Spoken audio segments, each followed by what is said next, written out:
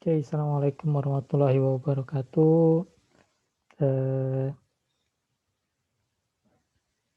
Pagi menuju siang ini kita lanjutkan perkuliahan kita hmm, manajemen SDM ya di sesi yang pertama ini. Kemudian nanti setelah zuhur ke mata kuliah yang kedua. Oke ya. Jadi yang sekarang kita bahas manajemen SDM dulu. Saya share screen-nya.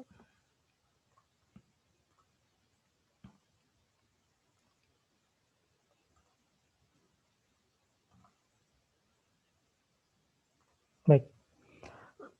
Bahasan kali ini kita akan bahas adalah perencanaan sumber daya manusia.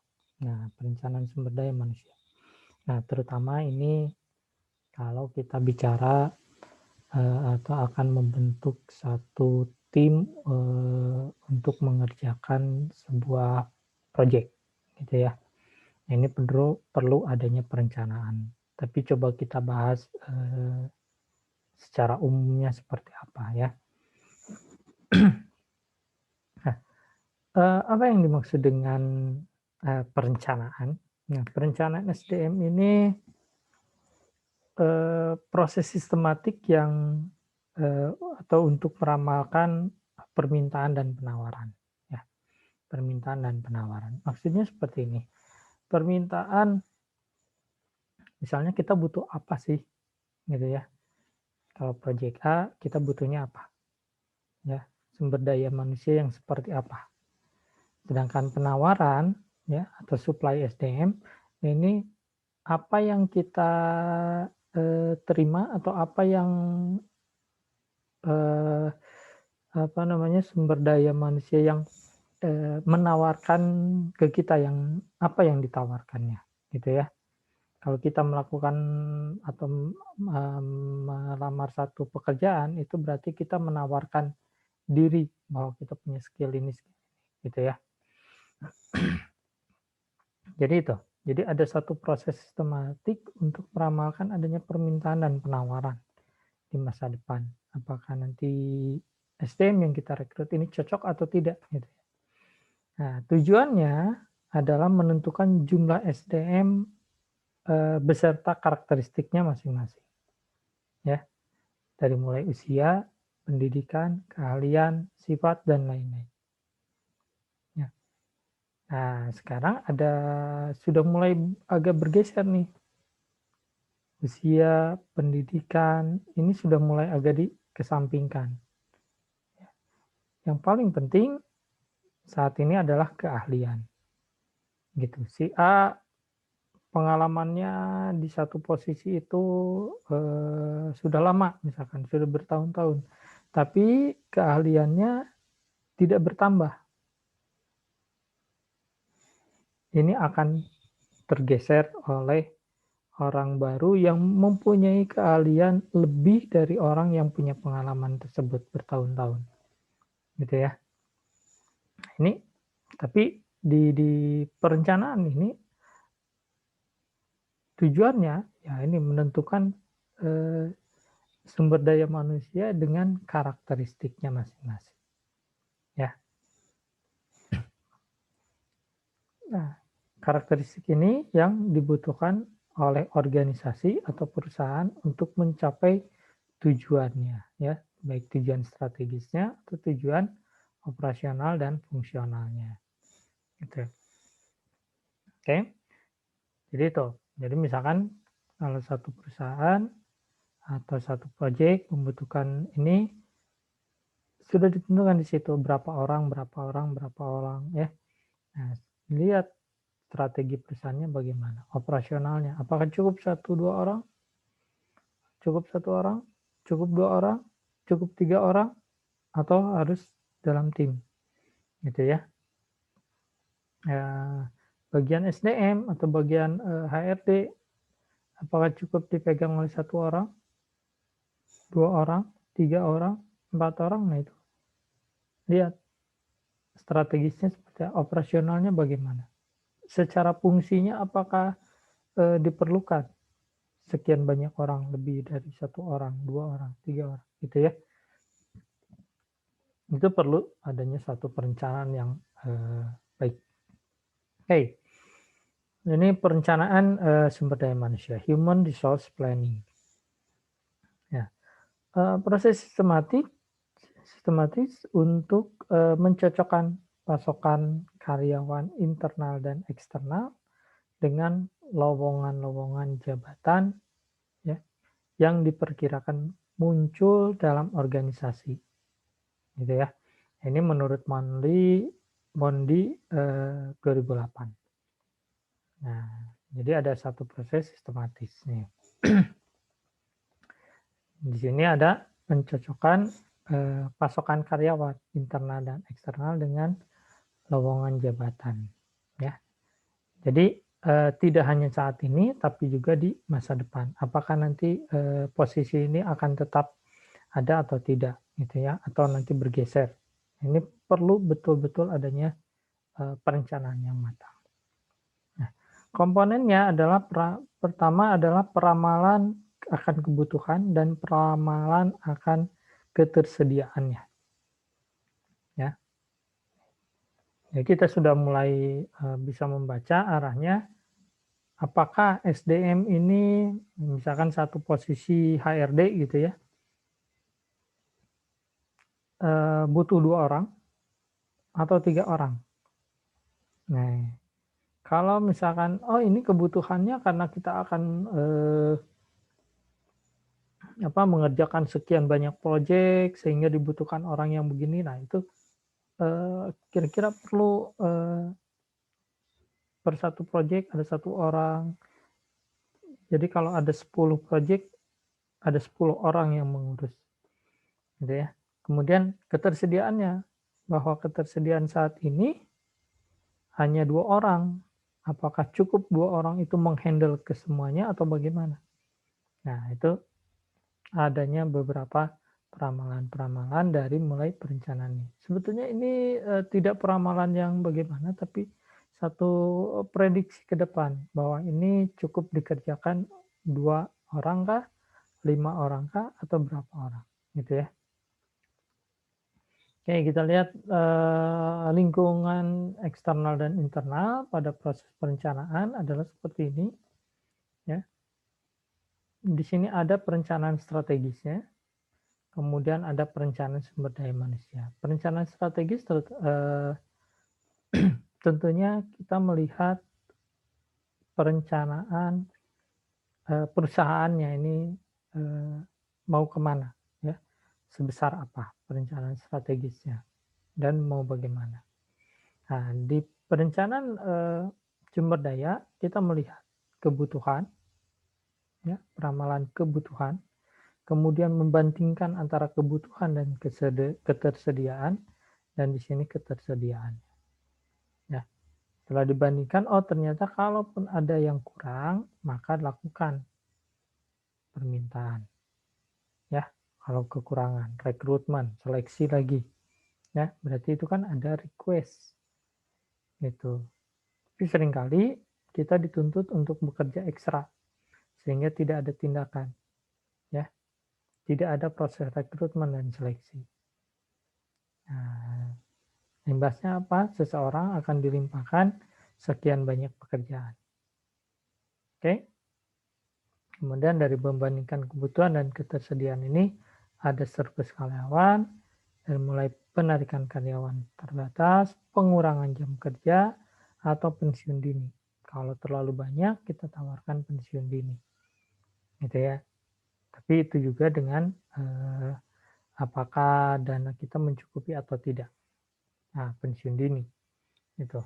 Kalau tidak, biasanya ada penilaian-penilaian tertentu yang memungkinkan si A, si B adanya pengurangan atau pemberhentian karyawan, gitu ya. Oke, lihat kebutuhan, peramalan akan kebutuhan. Ini peramalan kebutuhan, ada requirement forecast. Oke. Ini merupakan aktivitas menentukan atau penentuan jumlah, keterampilan, dan lokasi karyawan, ya, yang dibutuhkan oleh organisasi di masa depan. Nah, untuk mencapai tujuannya. Nah, ini mencerminkan ada faktor seperti perencanaan produksi dan perubahan produktivitas. Ya, ada perencanaan produksi dan produktivitas. Kemudian peramalan kebutuhan ini menentukan besarnya permintaan ya akan sumber daya manusia. Nah, ya. Jadi kalau satu proyek kalian diminta untuk memimpin sebuah tim untuk melakukan proyek, atau misalkan orang tua kalian perlu eh, sebuah aplikasi, terus meminta kepada kalian untuk membuatkan, sedangkan kalian berpikir bahwa ini aplikasi tidak bisa dikerjakan oleh sendiri. Jadi kalian harus membuat satu tim dengan teman-teman. Ya, nah, coba kita rencanakan. Siapa yang melakukan analisis, siapa yang melakukan programmingnya, siapa yang melakukan survei, dan lain-lain. Sehingga di situ akan ketahuan kebutuhan timnya ini berapa orang. Gitu ya. Kebutuhannya akan tim berapa orang. Nanti akan ketahuan. Oh, diperlukannya 5 orang cukup, nanti aplikasinya selesai. Gitu ya. Ini mencoba untuk meramalkan adanya kebutuhan. Gitu ya.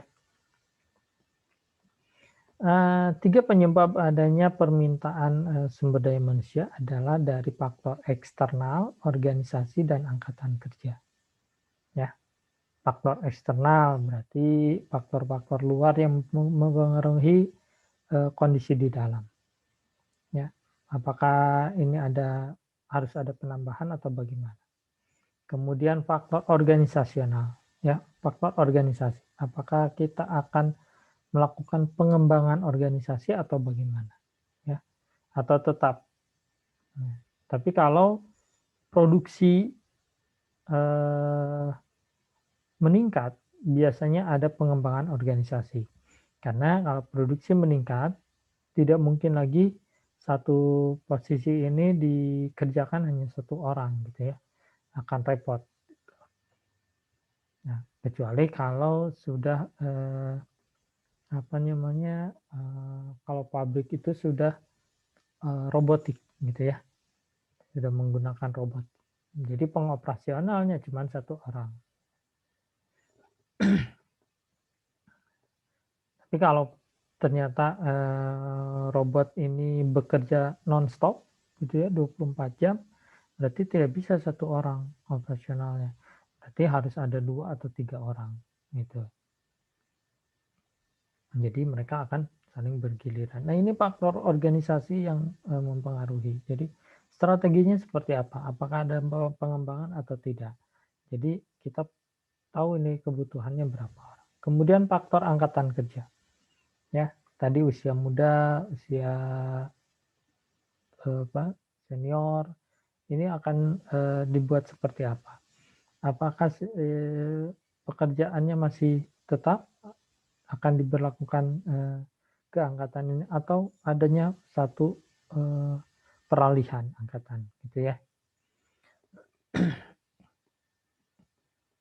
Itu penyebabnya. Kemudian kita lihat faktor eksternal. Ya, kita rinci lagi. Ada ekonomi, sosial, politik, hukum, teknologi, dan pesaing.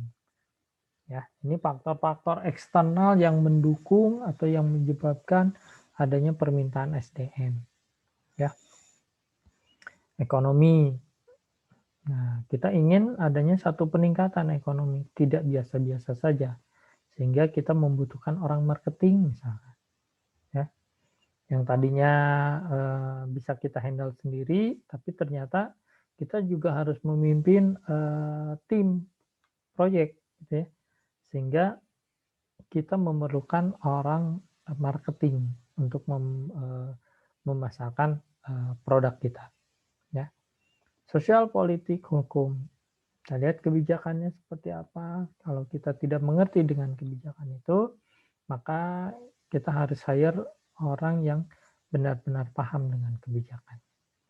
Teknologi di tim kita ternyata tidak ada nih yang menguasai Oracle misalkan, ya. Sedangkan di tim project memerlukan orang Oracle, ya.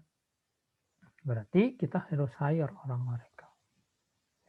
Atau ini akan membangun sebuah jaringan misalkan di gedung kantor tuh, ya. Sedangkan di kita semuanya orang yang tidak ke arah fisik, ya.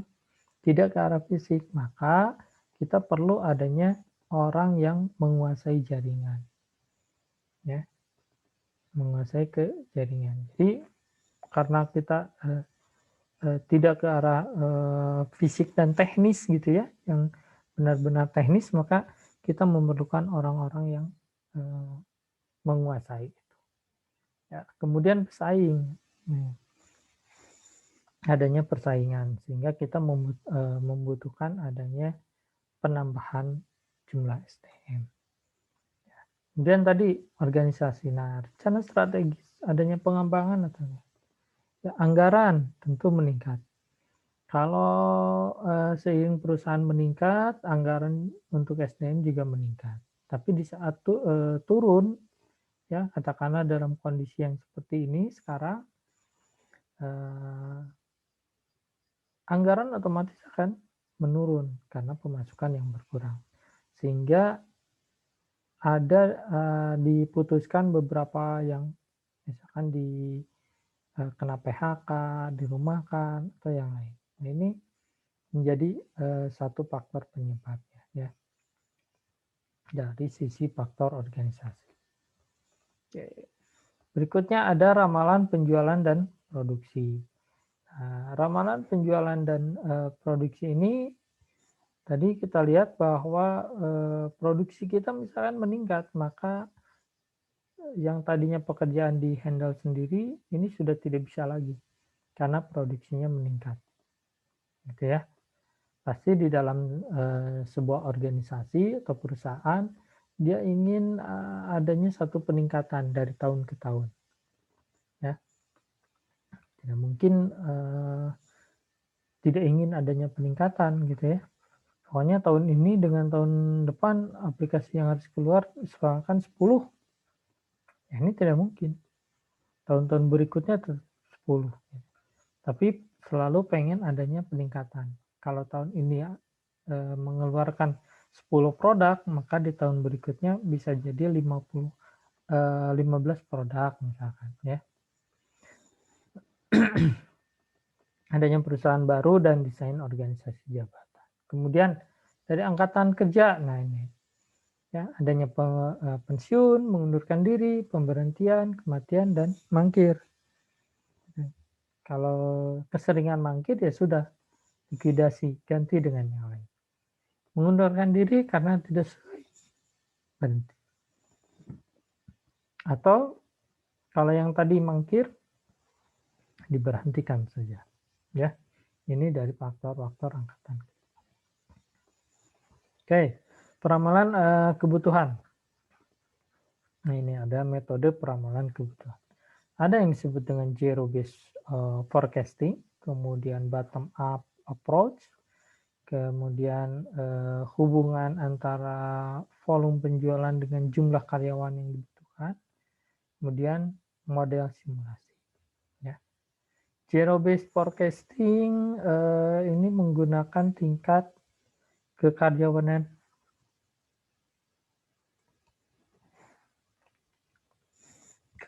organisasi saat ini sebagai titik awal untuk menentukan kebutuhan penyediaan staf, ya.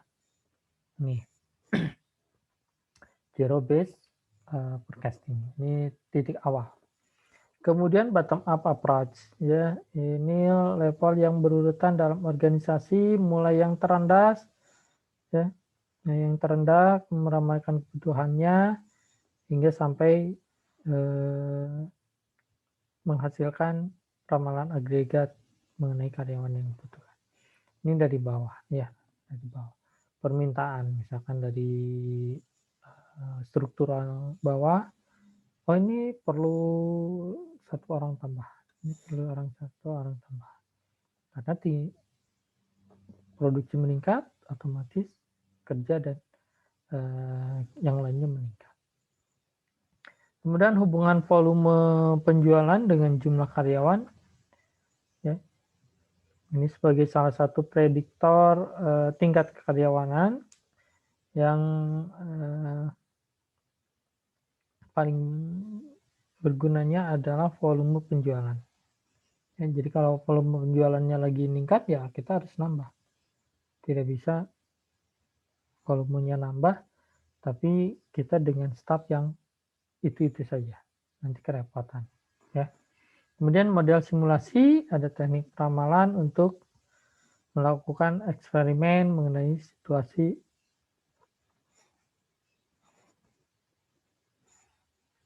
menggunakan model matematis. Itu model simulasi. Oke, kemudian peramalan ketersediaan.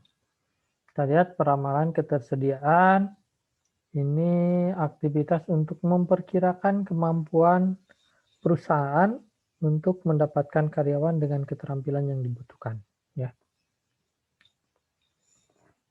Nah, kemudian untuk ketersediaan ini manajer sumber daya manusia mengamati sumber-sumber internal, ya, dan sumber eksternal. Nanti kalau yang unggul bisa kita direkrut, gitu ya.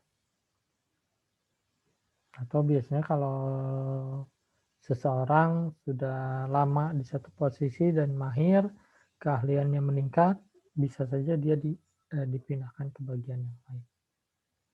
Oke, kemudian ada penawaran SDM, ada estimasi penawaran internal dan estimasi penawaran eksternal. Untuk yang internal ada audit, rencana suksesnya bagaimana, kemudian bagian pergantiannya bagaimana. Nah, untuk yang eksternal, ada kebutuhan eksternal, analisis pasar, sikap masyarakat, dan demografi.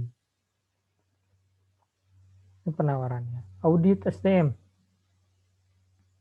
Ya, untuk yang internal. Ini lebih ke arah internal atau di dalam perusahaan. Yang ini. Sedangkan estimasi penawaran eksternal, ya ini berdasarkan apa yang dilakukan yang di luar dan berpengaruh terhadap perusahaan.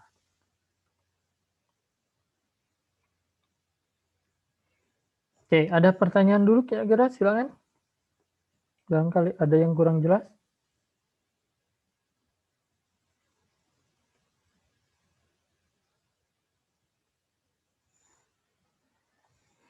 Oke, berikutnya adalah penggunaan basis data.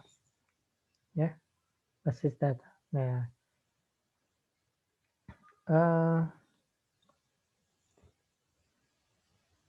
secara konvensional mungkin karyawan kita hanya sedikit gitu ya. Jadi segala sesuatunya tidak terdatabasekan.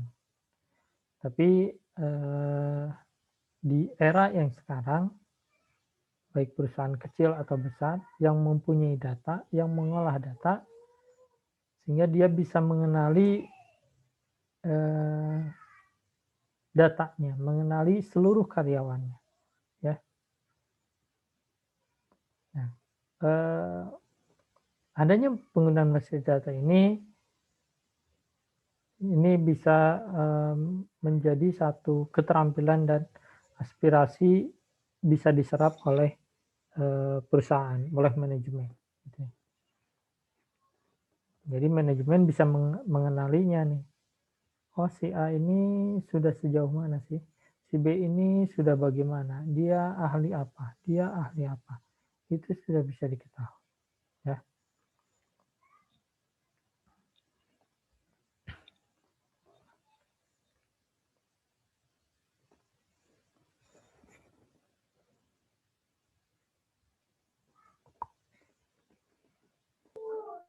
Oke,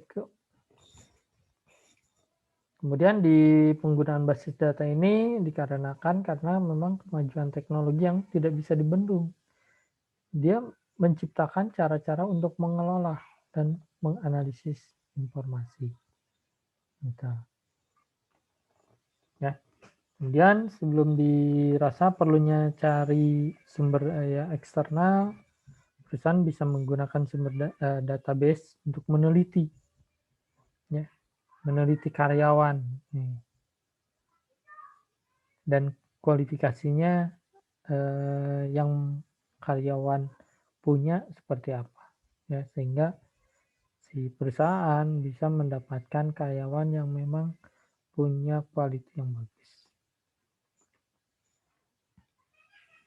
Oke, tren yang meningkat adalah perusahaan secara otomatis memberitahukan adanya posisi baru kepada karyawan yang memenuhi syarat. Nah, kalau kalian tidak memenuhi syarat ya jangan harap gitu ya. Jadi kalian harus haus akan ilmu, silakan belajar dan belajarlah terus ya. Jangan putus asa. Oke. Nah, informasi di dalam basis data ini macam-macam nih. Ada mulai dari riwayat dan pengalaman kerja, ada keterampilan, pengetahuan khusus, ada sertifikasi, ya. Kemudian pelatihannya yang pernah diikuti, hasil kinerja, ya. Terus penilaian kekuatan, kelemahan. Ini bisa menjadi bahan evaluasi kita. Ya.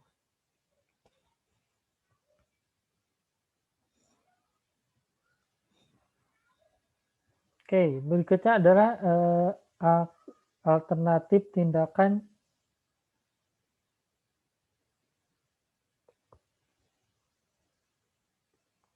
jika diramalkan defisit, ya, defisit atau kekurangan karyawan. Nah, apa yang dilakukan?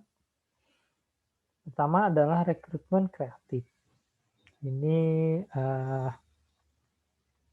satu pendekatan rekrutmen, ya, rekrutmen yang dengan pendekatan yang baru. Tuh. Ya, jadi rekrutmennya kreatif, harus kreatif. Kemudian insentif kompensasi. Ya, adanya persaingan ketat mendapatkan karyawan yang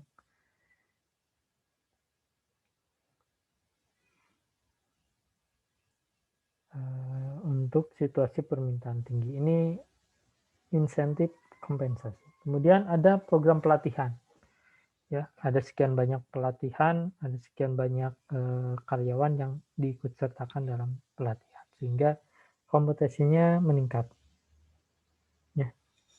Satu lagi adalah standar seleksi yang berbeda. Ya, standar seleksi yang berbeda. Ini agak sulit untuk dilakukan karena biasanya satu perusahaan tidak banyak menguasai atau mempunyai dana untuk maintenance, ya. Dia yang sudah selesai misalkan di pesantren kembali ke asal, itu sudah merasa lebih tinggi dari yang lain, ya. Jadi ada satu seleksi yang berbeda. Nah, kalau disamain maka kita menjadi tanda tanya, apakah ini benar sama atau tidak? Kan kita di saat merekrut orang coding, kalau ada orang yang memang bukan dari coding kan tidak bisa kita kasihkan soal untuk coding, repot nanti hasilnya, ya. Kemudian ada penarikan terbatas, pengurangan jam kerja, pensiun dini, dan perampingan. Oke, pensiun dini yang memang sudah ini ditawarkan untuk pensiun dini dengan pengurangan hari ini rata-rata 7 jam, 7 sampai 8 jam gitu ya saat ini. Jadi kayaknya pensiun dini sudah agak mulai bergeser. Ya.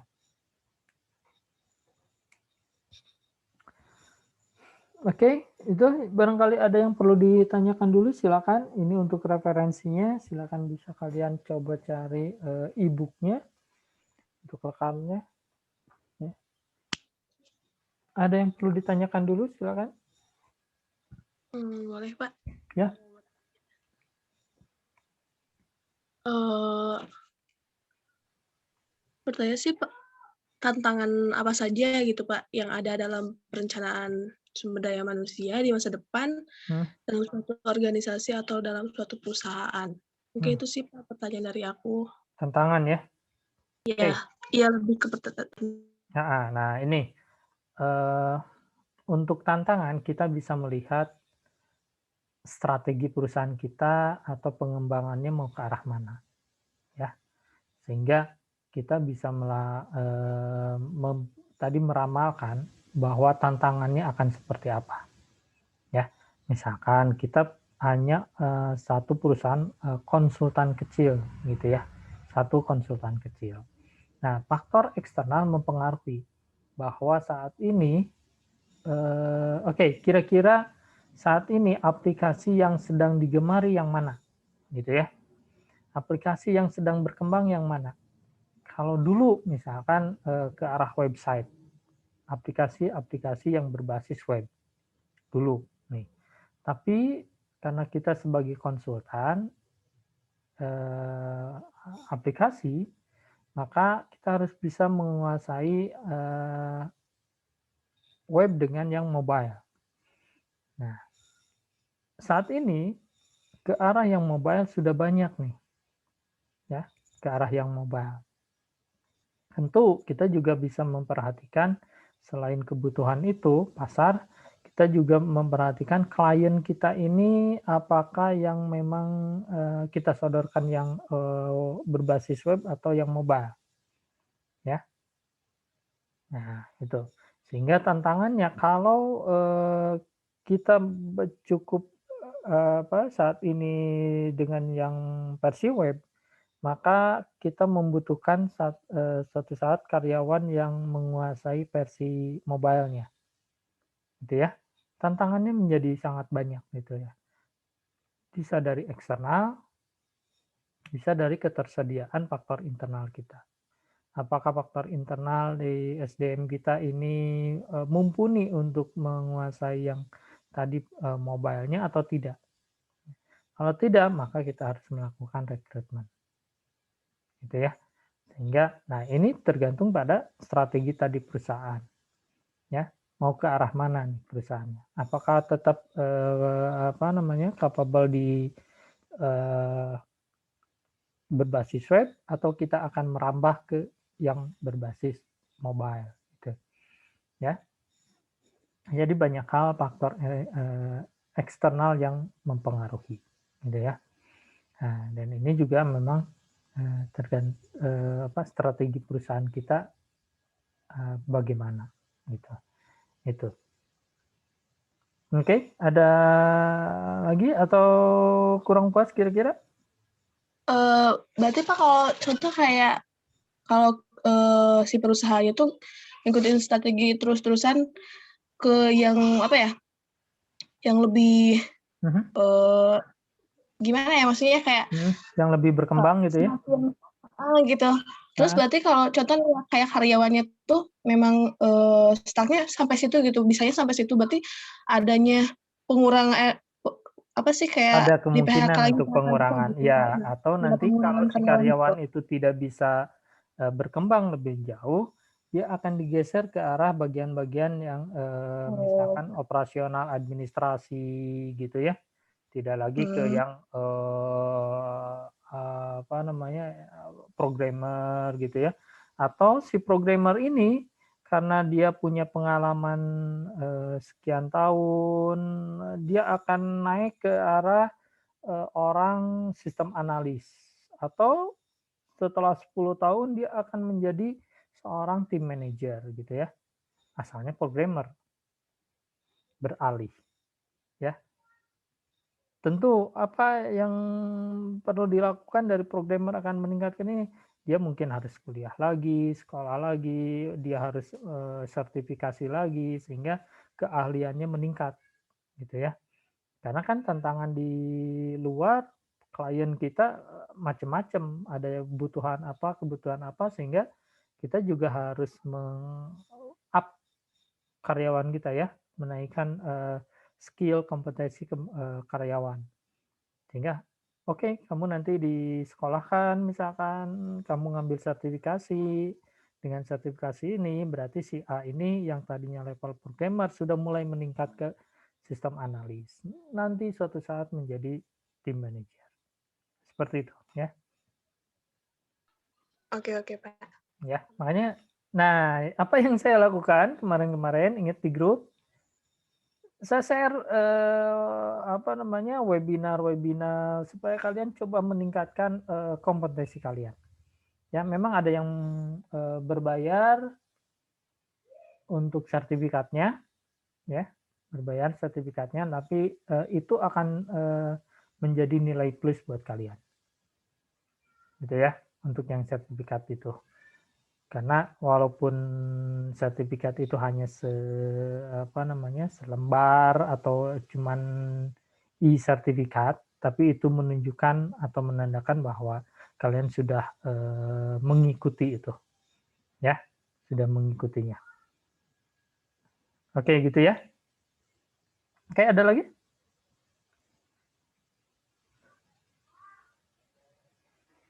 Cukup, Pak. Oke, cukup. Oke. Kalau begitu, kalau tidak Bapak ada mau nanya, gimana? tapi bukan ke materi sih, Pak. Mau nanya itu jadwal, berarti itu dipindah, Pak, sampai nanti gitu? Nggak cuma hari ini doang? Iya, nggak apa-apa. Nggak apa-apa. Nggak apa-apa sih, Pak. Karena kebijakan dari WR1 menggabungkan kelas A dan B, jadi saya pikir kalau ini dipindah, kalau kita kuliah siang tentu B akan protes, kalau kita pindah ke sore atau malam juga yang A-nya protes, jadi saya coba di tengah-tengah, kalau di siang seperti ini kan di sela-sela waktu istirahat